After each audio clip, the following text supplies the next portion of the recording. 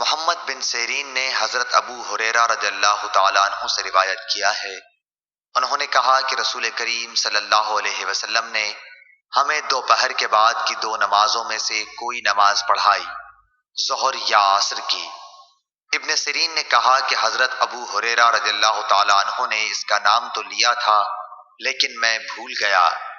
حضرت ابو ہریرہ رضی اللہ تعالیٰ عنہ نے بتلایا کہ آپ نے ہمیں 2 رکعت نماز پڑھا کر سلام پھیر دیا۔ اس کے بعد ایک لکڑی کی لاٹھی سے جو مسجد میں رکھی ہوئی تھی، آپ صلی اللہ علیہ وسلم ٹیک لگا کر کھڑے ہو گئے۔ ایسا معلوم ہوتا تھا کہ جیسے آپ بہت ہی خفا ہوں، اور آپ نے اپنے دائیں ہاتھ کو بائیں ہاتھ پر رکھا اور ان کی انگلیوں کو ایک دوسرے میں داخل کیا، اور آپ نے اپنے دائیں رخسار مبارک کو بائیں ہاتھ کی ہتھیلی سے سہارا دیا۔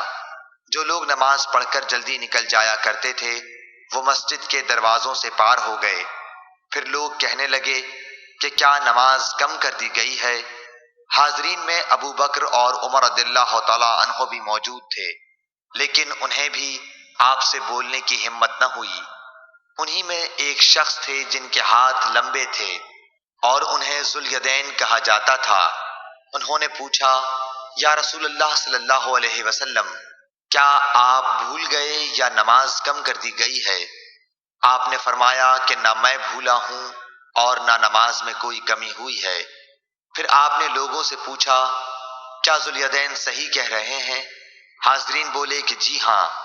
یہ سن کر آپ آگے بڑھے اور باقی رکعتیں پڑھیں، پھر سلام پھیرا، پھر تکبیر کہی اور سہو کا سجدہ کیا، معمول کے مطابق یا اس سے بھی لمبا سجدہ کیا، پھر سر اٹھایا اور تکبیر کہی، پھر تکبیر کہی اور دوسرا سجدہ کیا، معمول کے مطابق یا اس سے بھی طویل، پھر سر اٹھایا اور تکبیر کہی۔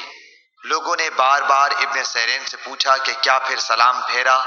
تو وہ جواب دیتے کہ مجھے خبر دی گئی ہے کہ عمران بن حسین کہتے تھے کہ پھر سلام پھیرا۔ صحیح بخاری حدیث نمبر 482۔